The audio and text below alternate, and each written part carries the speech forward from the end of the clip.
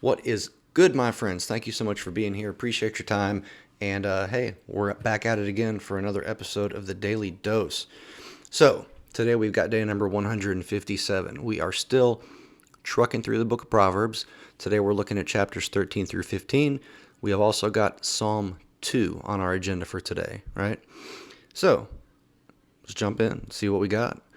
I'm going to be starting off in chapter 13. And again, we're continuing through just kind of these sort of generic random Proverbs of Solomon. So I just decided to pick a section that looked kind of interesting and just talk about it. So the section I picked out happens to be chapter 13, verse 1 through verse 11. We'll go through each one of these, comment along the way, and see where we end up. So starting off in verse 1, chapter 13, a wise son heeds his father's instruction, but a mocker does not respond to rebukes. Again, we've got sort of this word picture comparing someone who's wise to someone who is not wise, right? Comparing different ends of the spectrum. So someone who is wise, a son in particular who is wise, is going to, generally speaking, heed his father's instructions, right? If a father tells his son to sin, then would he want to follow those instructions? No, probably not, right? But a wise son, generally speaking, is going to tend to obey and follow the instruction of his or her parents, right? However, on the other hand, a mocker does not respond to rebukes.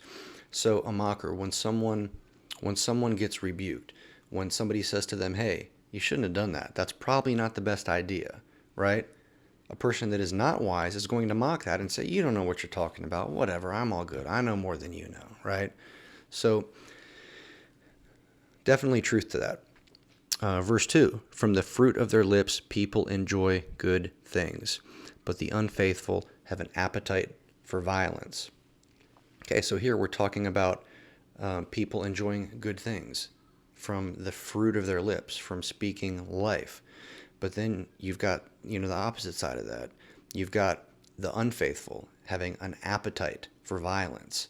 Like they like to speak the opposite of life. They like to speak death into things. Is kind of what I think about when I read that. And then moving on to that, we've got verse 3. Those who guard their lips preserve their lives.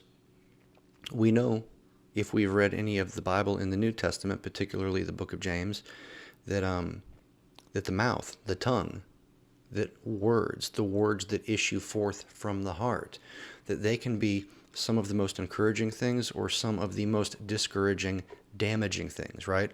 The tongue is like a sword, right?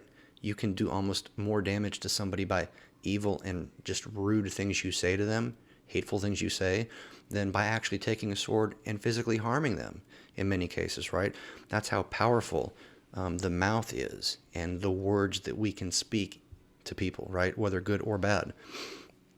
So it's saying that people who guard their lips, in other words, people who don't just let anything come out of their mouth, people who guard and check what they're about to say before they say it, people who think before they speak, right? Those people will preserve their lives. But, again, contrasting, but those who speak rashly will come to ruin. People who speak quickly before they think, people who blurt out what's ever on their mind, people who have no filter. Do y'all know anybody that has no filter? They say whatever they want to say, whatever they think just comes on out. Oftentimes it doesn't go well for folks like that.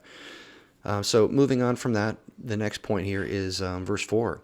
A sluggard's appetite is never filled. So a sluggard, somebody who is slothful, somebody who is lazy, someone who doesn't like to do much, somebody who doesn't like to be bothered, somebody who doesn't like to work, that type of person, their appetite is never filled, right?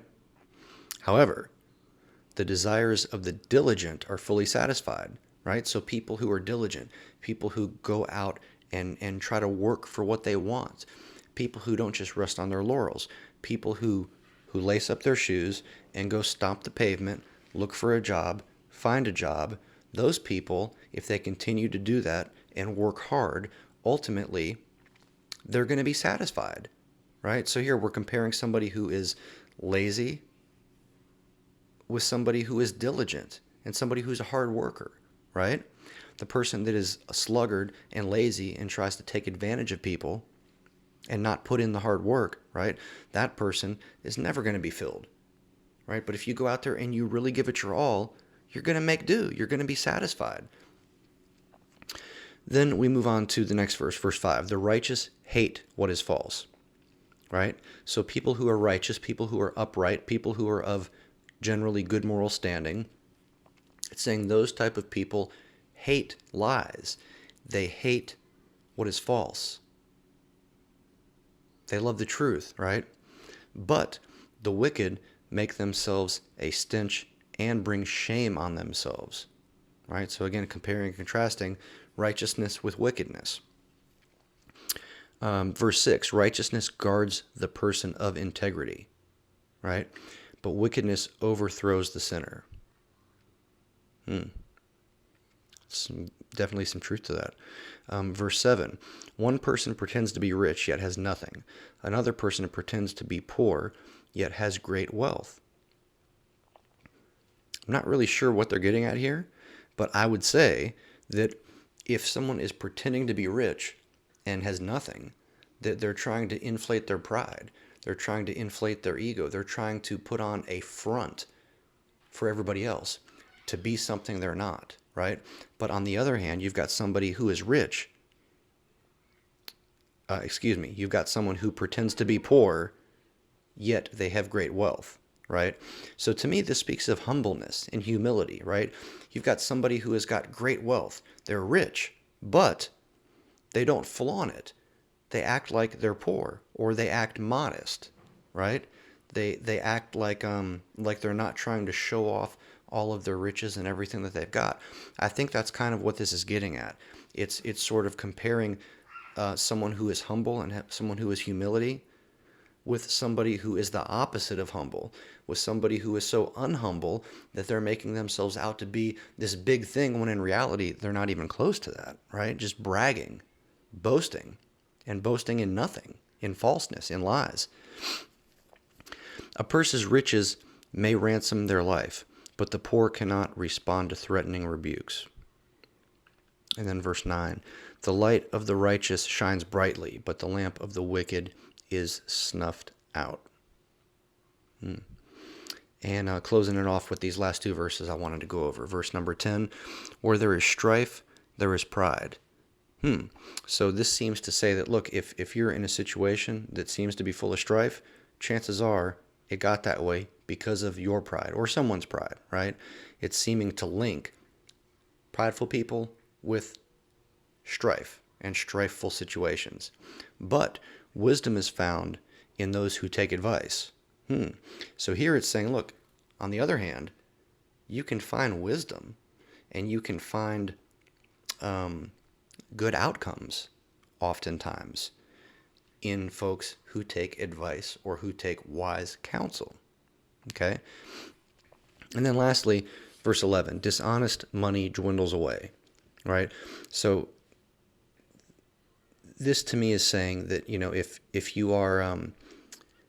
if you are manipulative, or if you are dishonest in your business dealings, if you're cheating your employer out of money, if you're lying on your timesheet, right? If you're sowing deceit and you're sowing lies into your profession and into your paycheck, right? That money is going to dwindle away one way or another. It's not going to end up well.